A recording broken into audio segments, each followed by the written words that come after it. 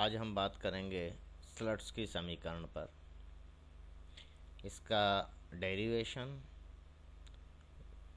स्लट्स की समीकरण का अर्थ, स्लट्स की समीकरण का निरूपण और बाकी से संबंधित अन्य अवधारणाएं, उन पर हम बात करने वाले हैं। तो स्लट्स की समीकरण है क्या?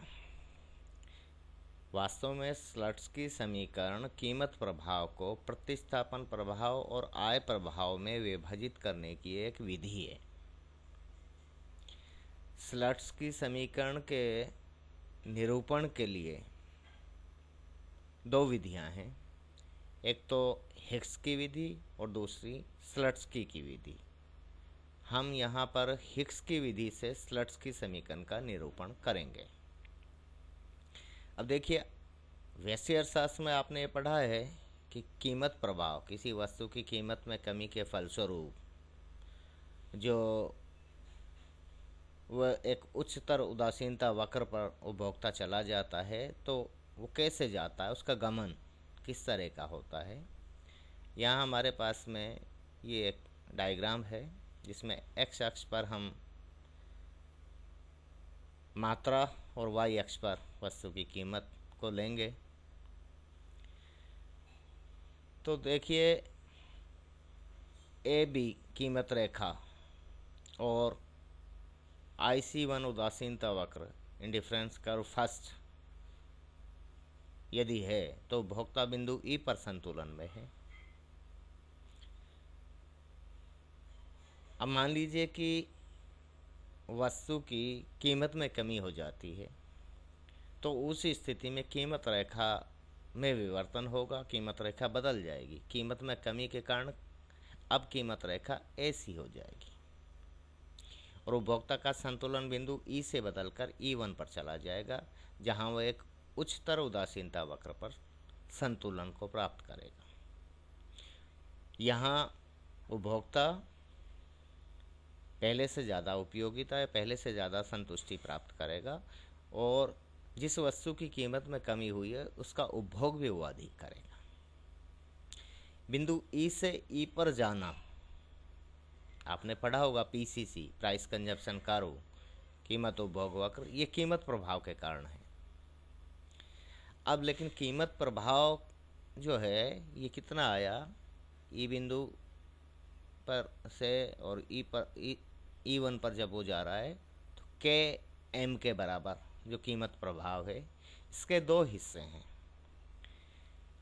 एक प्रतिस्थापन प्रभाव है, दूसरा आय प्रभाव है। यदि उपभोक्ता को बाध्य कर दिया जाए, इस तरह से क्षतिपूरित किया जाए कि वो पूर्व उदासीनता वक्र पर ही रहे, तो अब तो भी, यानी उसकी संतुष्टि का स्तर तो समान रहे, तो भी उपभोक्ता बिंदु ई पर संतुलन में नहीं होगा, क्योंकि अब सापेक्षिक रूप से वस्तु सस्ती हो गई, ऐसे में वो उसका उपभोग बढ़ाएगा। तो बिंदु ई से एफ पर वो संतुलन में चला जाएगा यदि उपयोगिता का स्तर वही रहे तो भी। तो ये है प्रतिस्थापन के कारण, क्योंकि सापेक्षिक रूप से वस्तु सस्ती हुई है, तो ऐसे में वो उस प्रतिस्थापन करेगा महंगी वस्तु के स्थान पर सस्ती वस्तु को। तो ई से एफ पर जाना यानी के से एल के बराबर जो है प्रतिस्थापन प्रभाव है। और यदि अब चूंकि कीमत में कमी के कारण उसकी वास्तविक आय में वृद्धि जो हुई है, जो उससे क्षतिपूरित किया, उसकी वास्तविक आय को उससे वापस ले लिया गया था, यदि उसे वापस दे दिया जाए तो वो एफ पर भी नहीं रुकेगा, एक ऊंचे उदासीनता वक्र पर जाएगा जो कि IC2 है और इसके E1 बिंदु पर संतुलन में होगा, क्योंकि संतुलन की शर्तें यहाँ पूरी हो रही हैं कि उदासीनता वक्र कीमत रेखा को स्पर्श करे।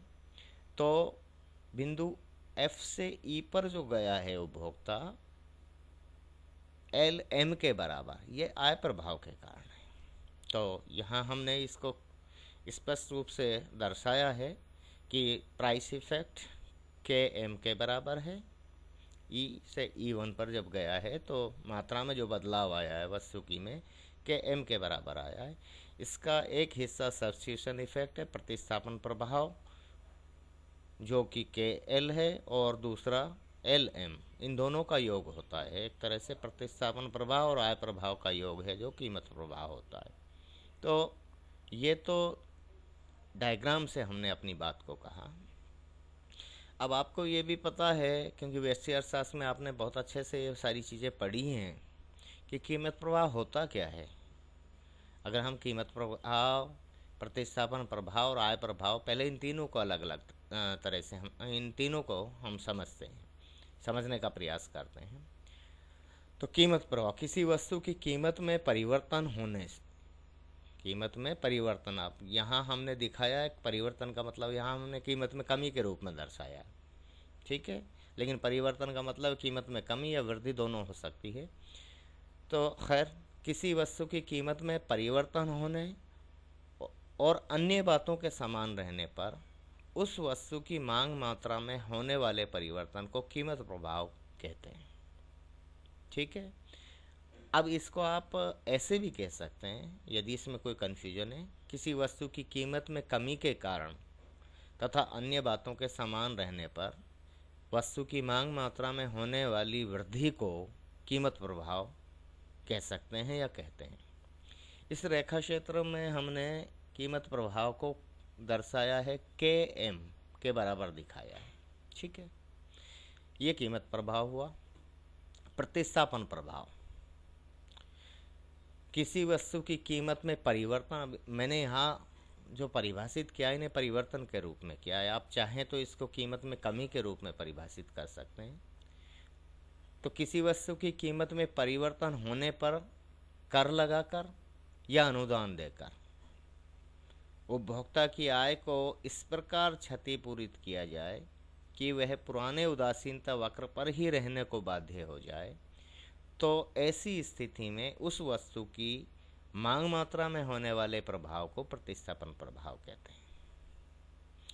वास्तविक आय यदि उपभोक्ता से वापस ले ली जाए, या तो उसकी वास्तविक आय में वृद्धि हुई है तो उसे वापस ले ली जाए, या कमी हुई है तो उसको दे दी जाए, तो उसी स्थिति में कीमत में कमी का प्रभाव जब हम जानना चाहेंगे तो उसे हम प्रतिस्थापन प्रभाव के रूप में परिभाषित कर सकते हैं, ठीक है। तीसरी जो बात है वह आय प्रभाव है, इनकम इफेक्ट है। अब किसी वस्तु आय प्रभाव को कैसे जानें, आपने अलग अलग तो ये सारे पढ़े हुए हैं। किसी वस्तु की कीमत में परिवर्तन होने के परिणाम स्वरूप उपभोक्ता की वास्तविक आय में जो वृद्धि होती है, वास्तविक आय में होने वाले परिवर्तन के कारण उस वस्तु की मांग मात्रा में जो परिवर्तन होता है उसे हम आय प्रभाव कहते हैं। अब हमने यहाँ चूंकि कीमत में कमी का उदाहरण लेके अपना डायग्राम बनाया है, तो इस बात को आप ऐसे भी समझ सकते हैं कि किसी वस्तु की कीमत में कमी होने के परिणाम स्वरूप या फलस्वरूप उपभोक्ता की वास्तविक आय में जो वृद्धि हुई है, उस वास्तविक आय में वृद्धि के कारण उस वस्तु की मांग मात्रा में जो वृद्धि होती है उसे हम आय प्रभाव कह सकते हैं या आय प्रभाव कहते हैं। तो ये तीन प्रभाव हैं। कीमत प्रभाव, ये वास्तव में आय प्रभाव और प्रतिस्थापन प्रभाव का योग होता है। इसको हम अब समझेंगे स्लट्स की समीकरण की सहायता से। तो क्योंकि हमारे सिलेबस में टू कमोडिटी केस है, दो वस्तुओं की स्थिति में स्लट्स की समीकरण हमें ज्ञात करना है, तो यहाँ तक ही हम रहेंगे। दो वस्तुओं की स्थिति में स्लट्स की समीकरण का निरूपण मतलब डिराइव करना, निकालना, व्युत्पन्न करना। तो इसके लिए क्या करें, हम एक सामान्य उपयोगिता फलन लेते हैं और उसको अधिकतम करें। तो maximise utility equal to function of Q1 and Q2, दो वस्तुएं हैं, कुल उपयोगिता इन दोनों वस्तुओं की मात्राओं पर निर्भर करती है, तो कुल उपयोगिता फलन को अधिकतम कीजिए। प्रतिबंध क्या है, आय या बजट का प्रतिबंध है, y minus P1 Q1 minus P2 Q2 equal to 0, ये बजट प्रतिबंध है। इसको आप यूँ भी कह सकते हैं y equal to P1 Q1 plus P2 Q2, ठीक है। लॉगरेंज फलन बनाइए। लॉगरेंजियन फलन का निर्माण जब आप करेंगे तो लॉगरेंजियन फलन होता क्या है, लॉगरेंजियन फलन होता है उद्देश्य फलन प्लस लैम्डा इंटू प्रतिबंध। यहाँ उद्देश्य फलन हमारा ये है, तो pi equal to function of Q1 and Q2 plus lambda into y minus P1 Q1 minus P2 Q2। अब जो ये फलन है, यहाँ देखिए 3 वेरिएबल हैं हमारे पास, स्वतंत्र चर एक से अधिक है, तो स्वाभाविक है कि इनके परिवर्तन का प्रभाव जब हम फलन पर देखेंगे तो आंशिक अवकलज निकल के आएंगे। यहाँ Q1 है, Q2 है और लैम्डा है, ठीक है। तो इस फलन का Q1 के सापेक्ष अवकलन कीजिए, Q2 के सापेक्ष अवकलन कीजिए और लैम्डा के सापेक्ष अवकलन कीजिए, और इनके ये प्रथम क्रम के अवकलज ये शून्य के बराबर होंगे।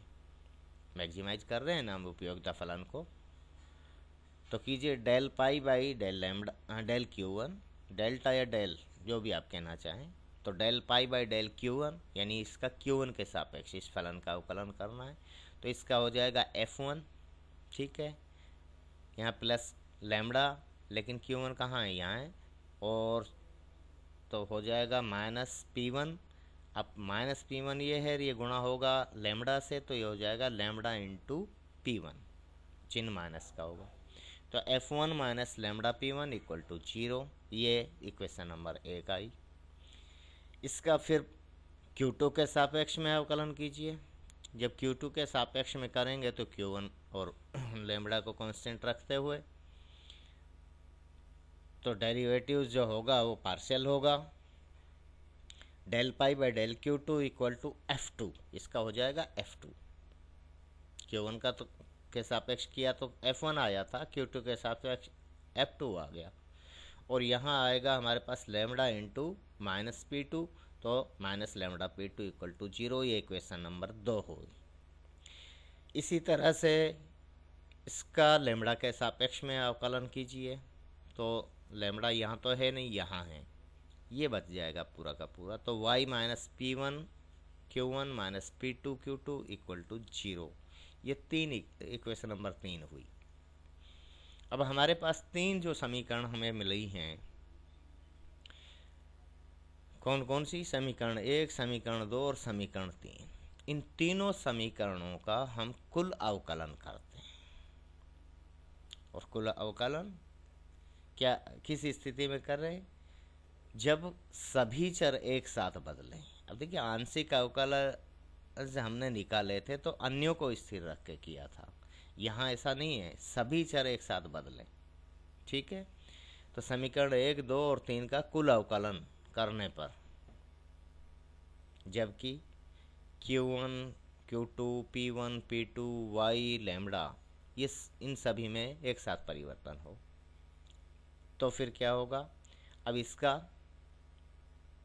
F1 का क्या होगा, F11 इंटू DQ1 प्लस, अब Q2 भी बदल रहा है, ध्यान रहे, F12 इंटू DQ2, ठीक है, माइनस लैम्डा जो है ये हमारे पास है, तो पहले तो इसका P1 के सापेक्ष करेंगे तो डी लैम्डा हो जाएगा।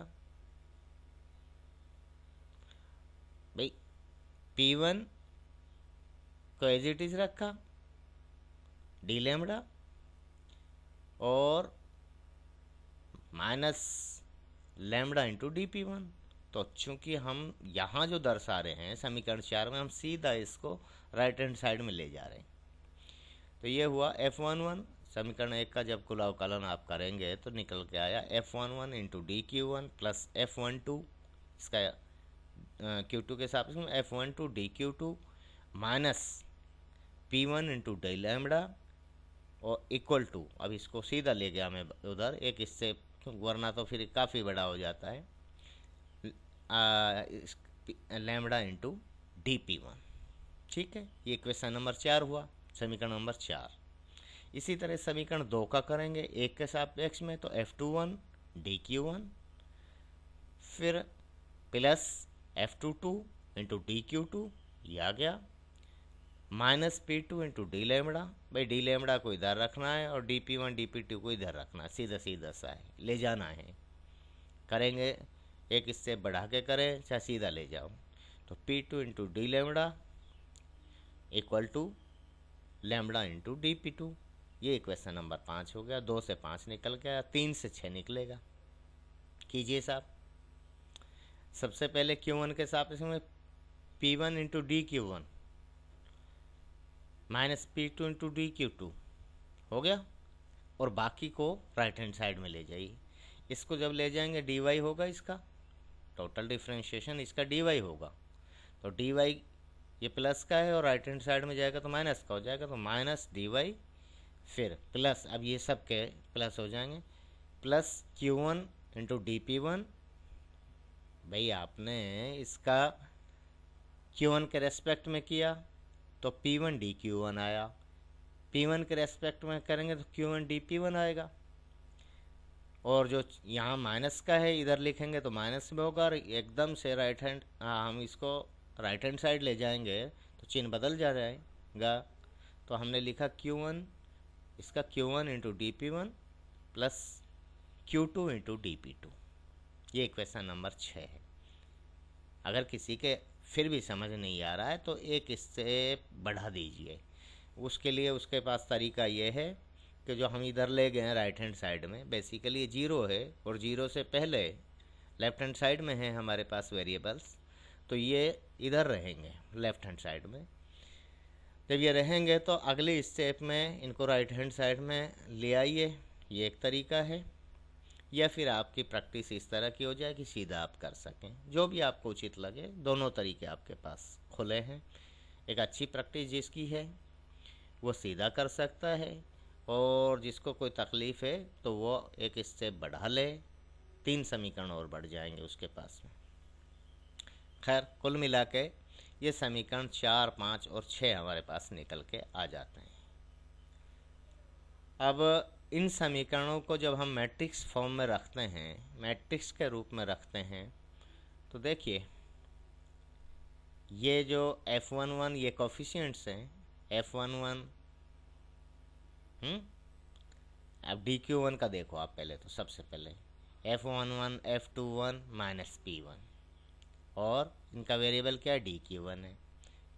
फिर दूसरे कॉलम में आइए F12 F22 माइनस P2, ये लिख दिया, इसका वेरिएबल DQ2 है। फिर तीसरे कॉलम में आइए, लेमड़ा डी लेमड़ा है, माइनस P1 माइनस P2 और 0 और डी लेमड़ा। चाहो आप रो वाइज कर लीजिए, रो वाइज करेंगे तो F11 F12 minus P1 F11 F12 minus P1, और अभी मैं उधर नहीं गया हूँ, लेफ्ट हैंड साइड की बात कर रहा हूँ, कोफिशिएंट्स और वेरिएबल्स की बात हुई है, पैरामीटर्स को हमने अलग रखा है, प्राचल जो है। ठीक है, इस तरह से हम कर लेंगे, मैट्रिक्स फॉर्म में ले जाएंगे, और ये जो राइट हैंड साइड का इक्वेशन के राइट हैंड साइड का इक्वल टू ये पैरामीटर्स जो हैं lambda D P one lambda D P two और minus D Y plus Q1 D P one plus Q2 D P two. तो इस तरह से हमारे ये मैट्रिक्स बन गया, मैट्रिक्स फॉर्म में आ गया। मतलब ये जो इक्वेशंस हैं समीकरण 4, 5 और 6, इनको हमने मैट्रिक्स के तरीके से प्रदर्शित किया है। ये कोफिशिएंट मैट्रिक्स है, ये वेरिएबल्स हैं DQ1 DQ2 डी लेमड़ा, और ये पैरामीटर्स हैं। तो ये 7 समीकरण हमारे पास हो गए। ये 7वां समीकरण मैंने नाम दे दिया इसको। अब हम इसको क्रैमर के नियम की सहायता से DQ1 का मान निकाल सकते हैं। तो क्रैमर का नियम का उपयोग करके हम DQ1 के लिए समीकरण को जब हल करेंगे तो मान निकाल लेंगे। आज इतना ही रोक लेते हैं, कल फिर इसको या नेक्स्ट जो वीडियो में इसको कंटिन्यू करेंगे। आज के लिए इतना ही। थैंक यू, धन्यवाद।